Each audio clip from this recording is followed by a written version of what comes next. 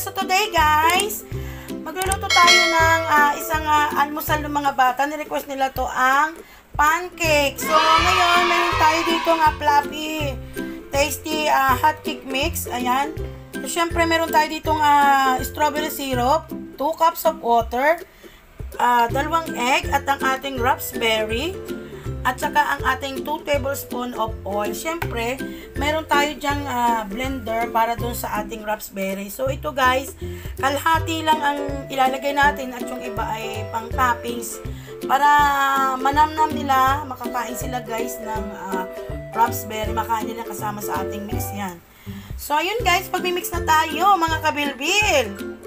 So, ayun na nga guys. Ito, 2 pack yung gagamitin natin. 2 pack yan. So, wala nang hirap guys. Ang hirap lang yung magluluto at magmimix tayo nito. So, wala nang kahirap-hirap mga kabilbil.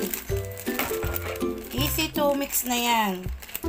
Para mas mapadali ang ating trabaho dito sa kusina, ganito na lang yung gagawin natin. So, madali-dali na itong i-mix.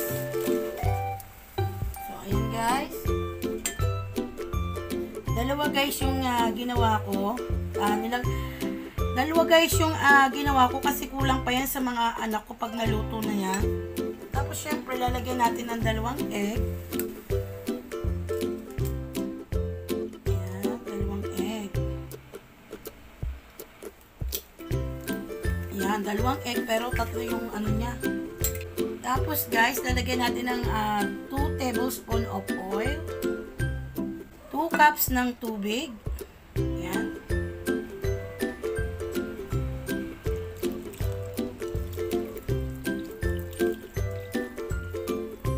Haluin lang natin yan.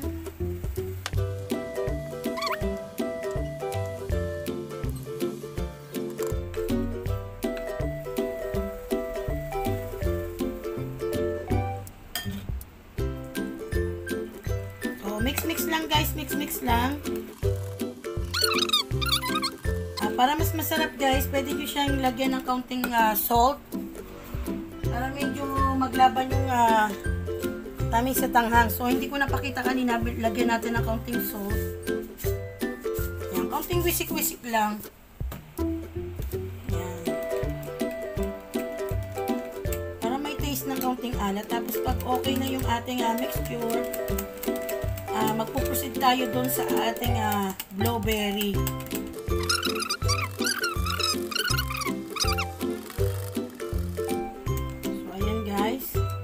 Medyo okay na yan. Pupunta naman tayo dun sa ating mixer. So, ayun guys.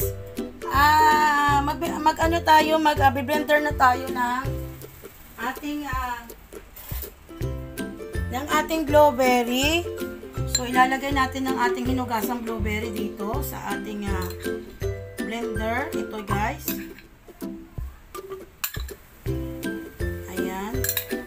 Lalagay natin yan para sasama natin para makain ng mga bata. Kasi pag bumibili kasi ako nito guys, hindi nila kinakain. Napakasarap nitong blueberry. Tapos lagyan lang natin ng kaunting tubig para madali siyang mag-blend. Yan. Tapos pwede na natin itong i-blend. Yan. I-blender na natin. So, ayan guys, tunaw agad ang ating tunaw agad ang ating binilender. Ayan.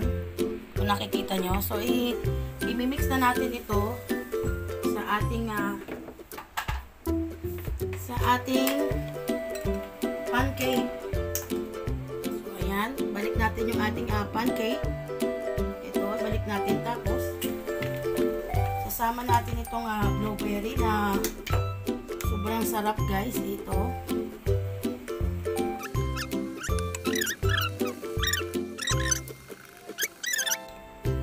Okay na ang ating pancake. Pwede na tayong magluto. So ayun guys, lulutuin na natin yung ating pancake. Ayan.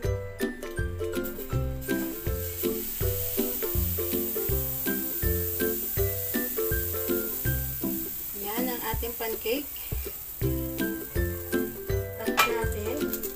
A few moments later. Kahit pa paano prutas, guys. Ang ating blueberry. Ayan. Oh, muntik na masunog.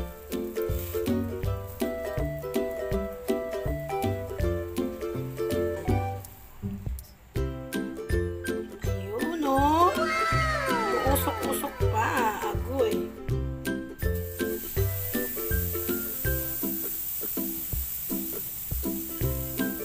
Ulit lang yan, guys. Ulit-ulit lang. Dalawang pack na. Dalawa yung pack eh. Sa isang box, dalawang pack. Ayan.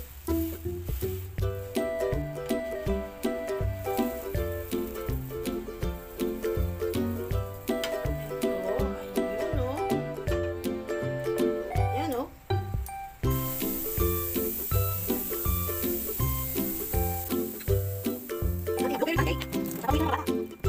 Madali lang siyang maluto.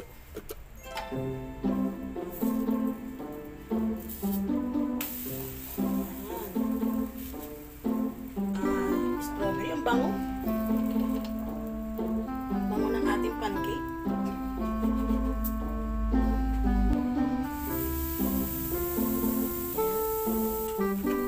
Ganyan talaga, guys, yung kulay niya. Hindi siya sunog, pero kasi blueberry.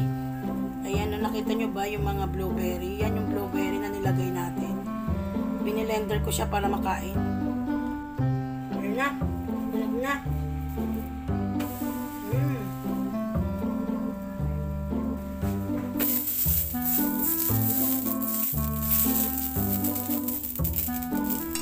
Okay na yan.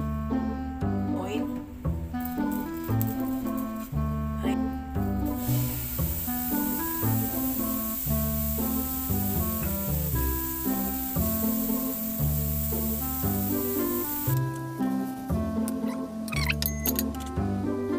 Naging star na yan, guys. Naging kulay star.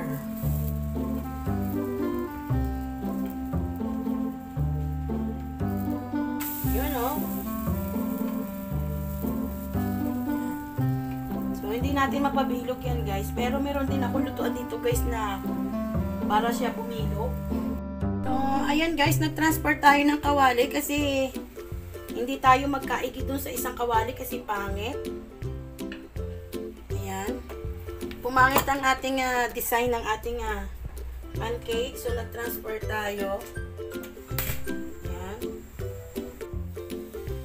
Ayan. Ayan. Ito pa dito. Lang itlog eh.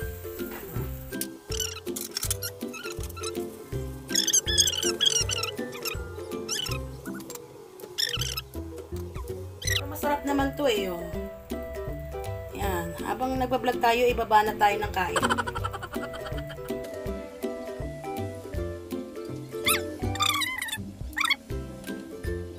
Ito, guys, yung ating bagong ginawa na pancake. Ayan. Sure na bilog na yan. So, napakaganda, napakasarap. So, ayan, guys, ha. So, nandito na tayo sa pangalawang batch.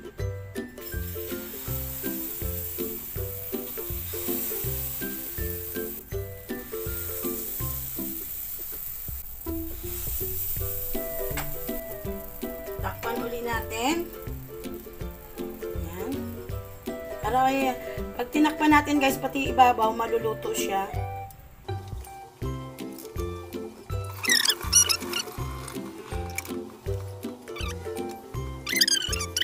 $2,000 years later. So, ayan, guys, isa-assemble na natin ang ating nalutong pancake.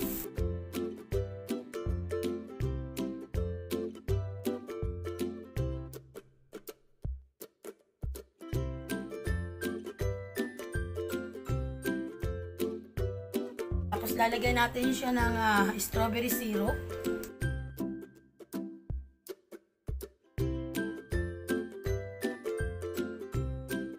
Guys, ganyan na lang yung design ng ginawa ko kasi nagka-error tayo dun sa ating Hershey. Ang laki ng butas niya. Tapos lalagyan lang natin sa ibabaw ng strawberry, ng raspberry. Siyempre, lagyan natin ng design.